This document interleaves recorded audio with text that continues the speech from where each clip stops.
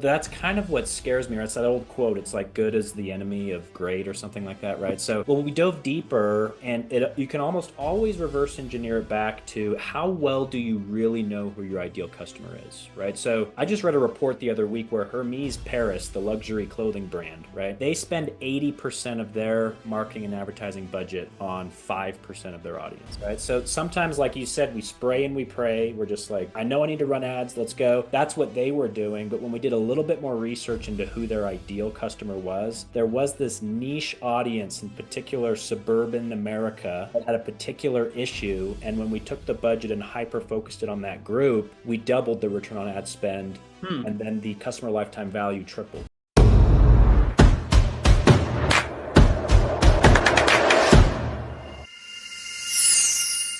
Hey guys, and welcome to the Grow IT podcast. Your host here, Alessandro Cutri, joined today by Josh Weber, the co-founder over at Big Red Jelly. Yes, you heard it right.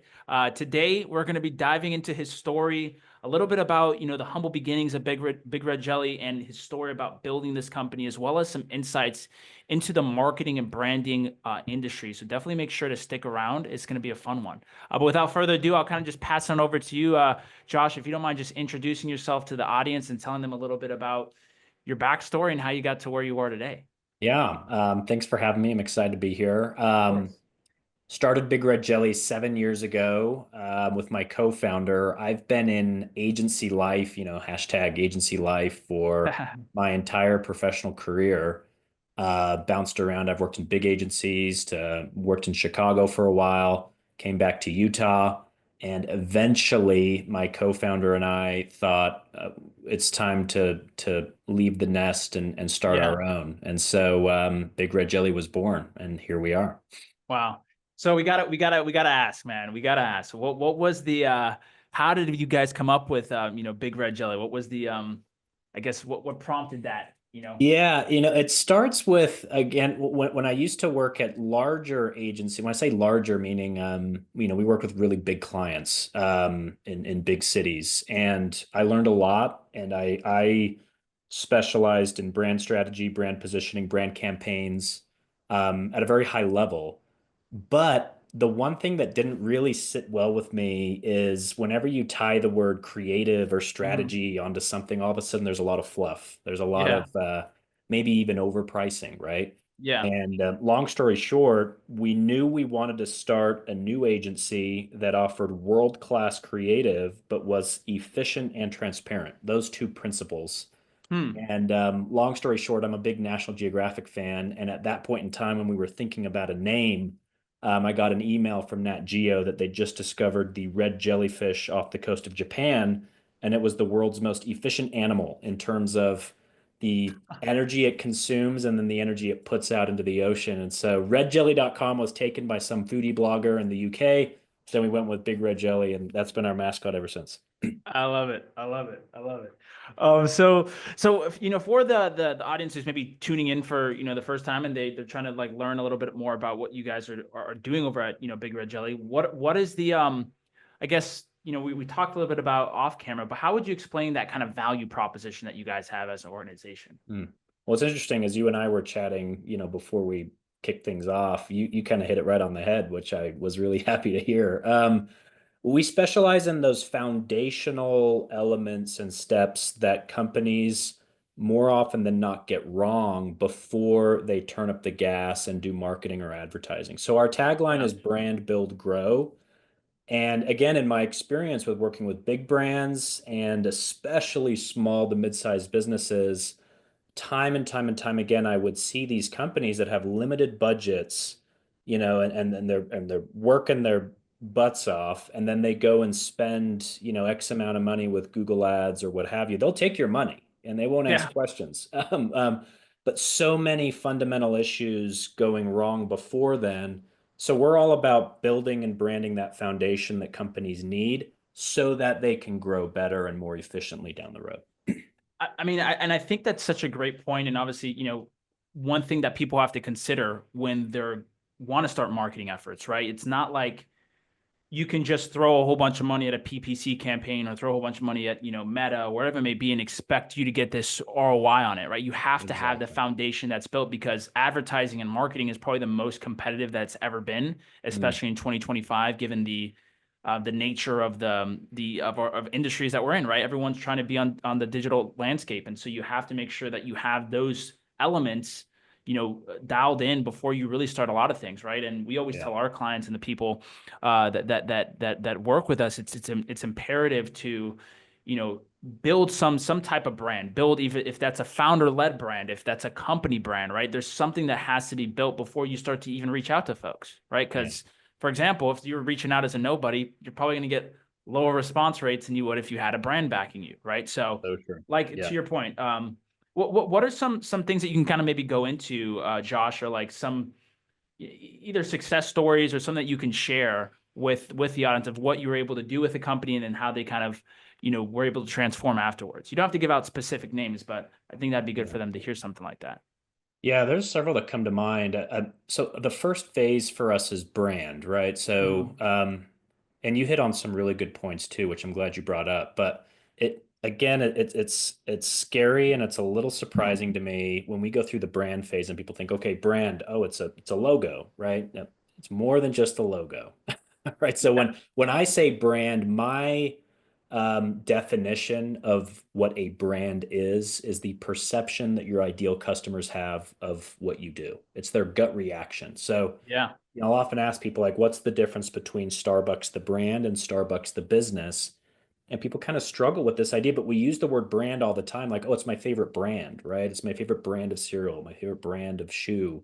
Yeah. And we all kind of form these tribes, but the truth is that what I'm trying to evangelize is that small to mid-sized businesses can implement brand strategies that Fortune 500 companies have been doing for decades. You Mm. can do it. There are things to do there, and I'm happy to jump into that. But you Yeah. hit it right on the head, which is like if you can clearly identify your brand positioning better as a startup, as a small business, as a mid-sized business, um, it sets the stage for everything else, right? How you design your website, your messaging, the words you use, the words you don't use, who you target with your ads. Yeah. And practically what that ends up leading to is just higher conversion rates, your budget stretch further, and you're going to Yeah. make more money more efficiently. You know what I mean? Yeah, and I think, one of the biggest things that I've run into, I'm curious if you guys have the same experience, is that a lot of times you'll talk to business owners or founders, and they're just looking for like a silver bullet, right? They're Yeah. looking for that one thing that's like, hey, this thing is going to grow my business, right? Like, I got to do this, or I got to find this loophole here, and it's often the foundational stuff, right? It's the stuff that's not as sexy to do, right? Yeah. And it's what you have to build though, and I think so many times people try to rush things, right? Mm, And they'll try to do everything out all at once, and then they'll come back and they'll be like, well, marketing doesn't work for my company. yeah. It's like the biggest lie you can ever hear. It's like, well, marketing doesn't work for us. And I'm like, Yeah. no. That's not the case. You just haven't done it the right way, right? Yeah. I'm curious if you've seen that, obviously, from talking with different folks. And some of the conversations that we have a lot over here is just re-educating folks and just telling them Mm. a little bit about how they should, the educational part, and how they should look at that, branding element, and laying the foundation. Yeah. It's so true. And what's scary too about advertising and marketing nowadays is sometimes you might be growing despite the issues you have in your foundation. So Yeah. we had a client, it was a really large pest control company across the East Coast, and they were running ads, they were doing marketing campaigns, they had a pretty hefty budget, and they were doing well. I think they were getting around 4x return on ad spend, Oh, according to their CRM. It was good. yeah.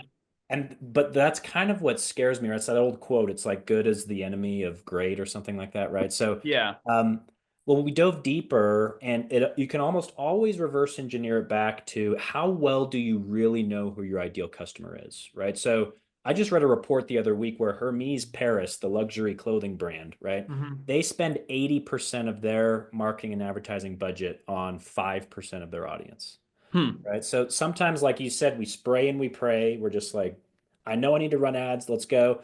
That's what they were doing. But when we did a little bit more research into who their ideal customer was, there was this niche audience, in particular suburban America, Yeah. that had a particular issue. And when we took the budget and hyper focused it on that group, we doubled the return on ad spend, Hmm. and then the customer lifetime value tripled. So it just goes to like, even if things are going okay, maybe it could be better, right? Yeah.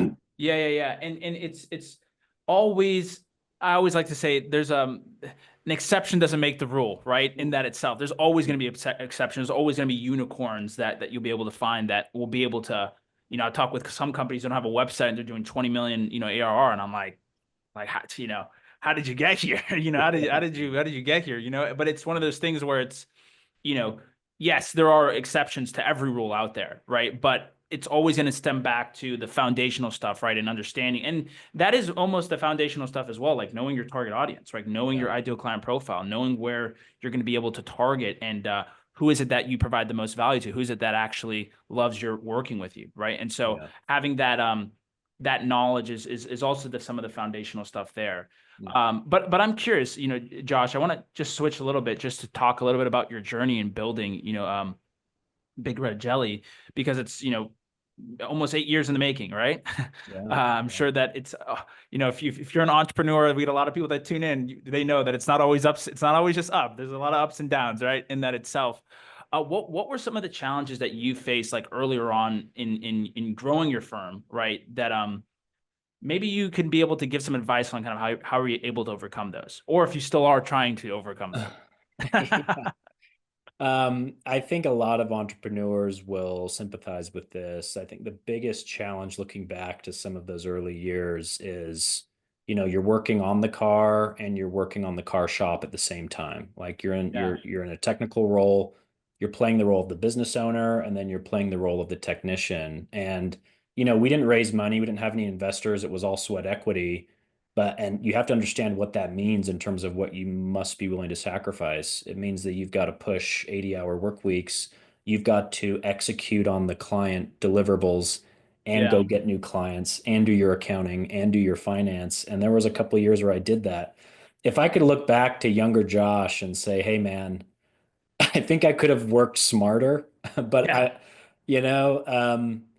those were challenging times. I will say, one book that kind of changed my trajectory was The E-Myth. Have you read that book? Have you heard I of don't the think I E-Myth? have. No, Yeah, no. I think I've heard highly, of it though. yeah, highly recommend it. The E-Myth Revisited. It's an older book, but he's all about, look, if you're a one-person startup, if there's two of you, there's three of you, set up your business and your processes and your systems as if you are 100, person company. And so build your business as if you had to franchise it in a way. So systems and processes. And that just was groundbreaking for me. It was like, I need to build systems and processes and literally put different hats on when I'm filling different roles.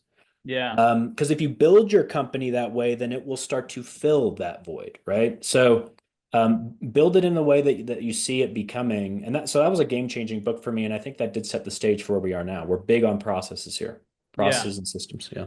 Yeah. Yeah. No, 100%. And it's one of those things it's pivotal, right? That you do as you don't realize it maybe when you're a solopreneur or if you have just like a small team, but as you start to bring in more and more people Oh, yeah.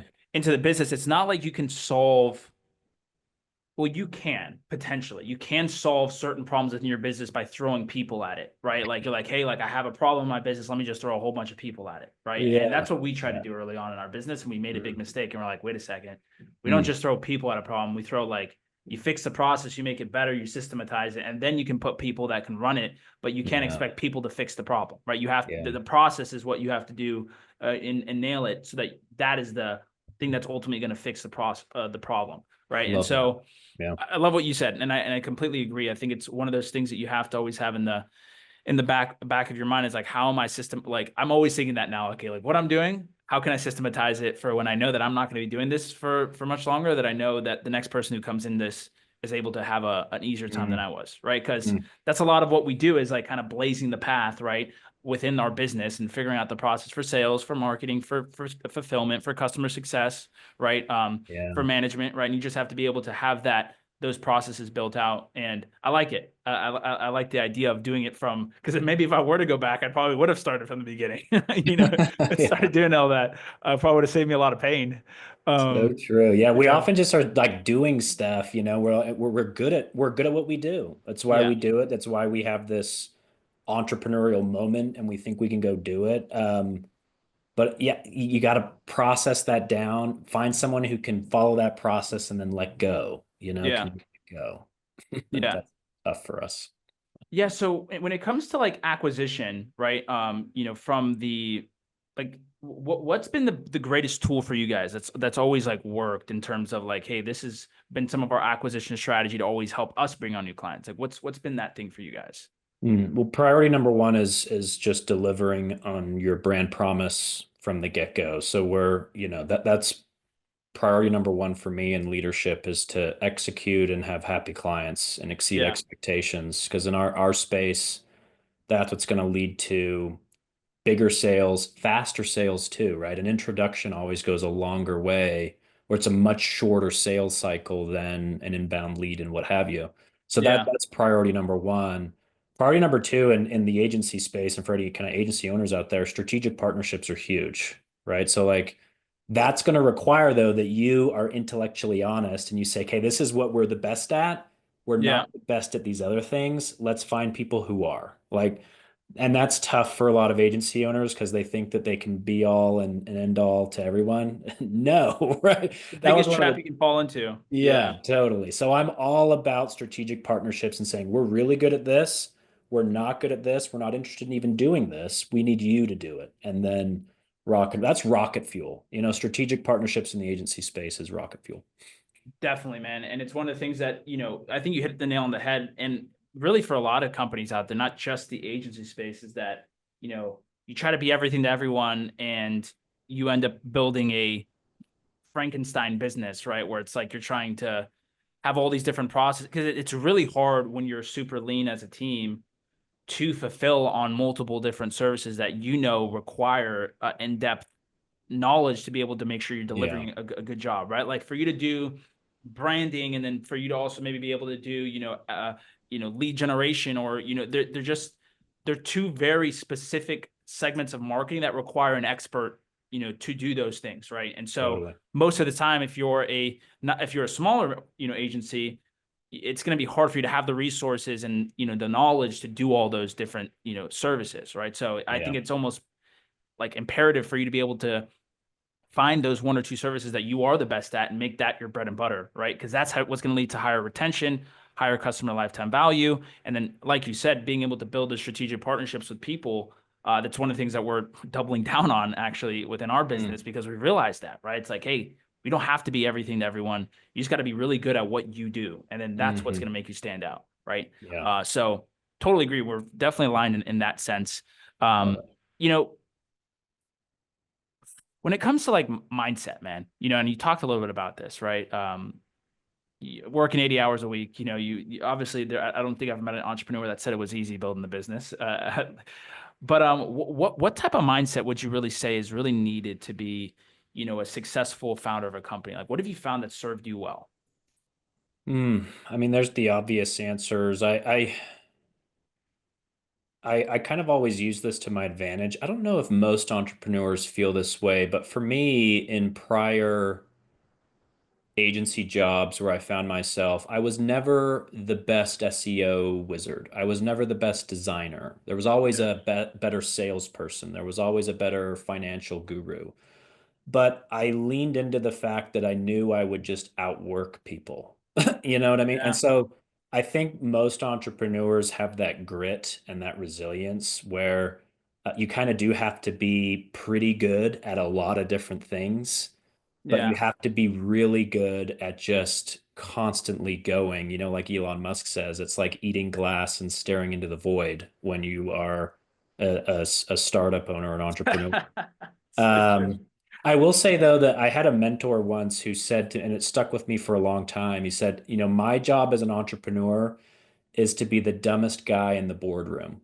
Hmm. And that really stuck with me because going back to processes, like I kind of became hyper obsessed with process, process, process. And I got a little prideful at some point, and I said, I've got the best processes ever.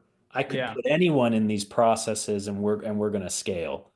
And I learned the hard way that that is not true. Then I read the book Good to Great, and it's all about getting the right people on the bus. And I was like, okay, I have the bus and I know what the seats on the bus are. They were perfect, but I had the wrong people on the bus. And so now the last 2 years, it's been all about I will happily pay more for the right person. So Yeah. that is just such a game changer. When you have people that are bought into the vision, they're culture builders, and you don't have to constantly be motivated. It's just that'll take you to the moon. So get the bus right, get the seats on the bus right, i.e. your processes, and then find A players to fit that to get on the bus, and then you're good. Yeah. Yeah. Yeah. Yeah. No, I mean, it's one of the hardest things to do is find those people, those A players, right? Because every company's looking for them, right? And every company knows that that's the backbone of your company. And one of my mentors early on told me, when you're first building the business, right? The business is like you, right? You are the business, right? And Mm, then as you start to hire people and you start to put people inside of different roles, the business becomes a reflection of the people inside of it. And mm, if you're a good business owner, the idea is to try to have the business reflect you, right? So yeah. like you're able to put in the right people that are going to reflect you Mm, and have the same values, the same culture, the same attitude towards the growth and towards the vision, right? And so yeah. that's the hardest part about, I think, well, there's obviously multiple parts, but that, like, as you continue to scale, right, like finding Yeah. those right people to put into the right spots Mm. and knowing that 50% of the time, like, hires don't work out and you have to find, like, there's just a lot of, you're always mismatching, right? You're trying to figure out the right person for the role. Sometimes you think you get Yeah. it. And sometimes you're like, well, 30 days in, you're like, well, this person clearly isn't a fit, and then, so there's always that element too, that you have to be able to juggle, right? Yeah. But to your point, it's the most important thing as you scale, right? Like that is Yeah. the most important thing. It's a beautiful thing. When entrepreneurs, when you get to a point where people on your team are much better at what they do than you. For many entrepreneurs, it can be uncomfortable. It can be scary. It's like, I'm no longer the best designer. I'm no longer the best salesperson. I was for the first 7 years. I was the guy. Now I'm not. And that happened here 2 years ago. I've got a great biz dev team. And I learned the hard way. I need to get out of their way because they were closing bigger deals than I ever dreamt possible. I was messing up the deal. You know what I mean? And Yeah. it was kind of like a hit to the pride a little bit, but at the same time, it's like the kids leaving the nest. It's like I need to get out Yeah. of the way. And now I can confidently say, depending on which room I go into, I am the dumbest guy in that room. The brand strategists are way better at branding than I am. The web designers are way better at web design than I am. It's a beautiful thing. That's So, a great place to be as an entrepreneur. That's yeah. definitely a great place to be. Well, hey man, any closing notes here? It's been a pleasure getting a chance to hear a little bit more about your story and hear what you guys are building at Big Red Jelly. Definitely love the name. I love the vision. It's been great getting a chance to catch up with you. If people are listening to this, man, they're like, hey, we want to build out that foundation. We want to get some of this stuff laid down. What are some ways to go ahead and contact you and your team? What are the best ways to do that? Yeah, go to bigredjelly.com. We do a free brand audit. It's human powered, so it's a little bit against the grain. We'll actually take a pretty in-depth look at your brand and your brand messaging. So bigredjelly.com, and I'm happy to connect with people on LinkedIn. Josh Weber, two B's. Perfect. Well, I will include that in the description. Thanks again, Josh, for coming on the show. If you guys are watching this and listening to this, make sure to like, comment, and subscribe. And go check out Josh and the team there at Grow IT Endorsed over here. We hope you guys have a great rest of your day. Thanks again, Josh. It's been a Perfect. pleasure. Thank you.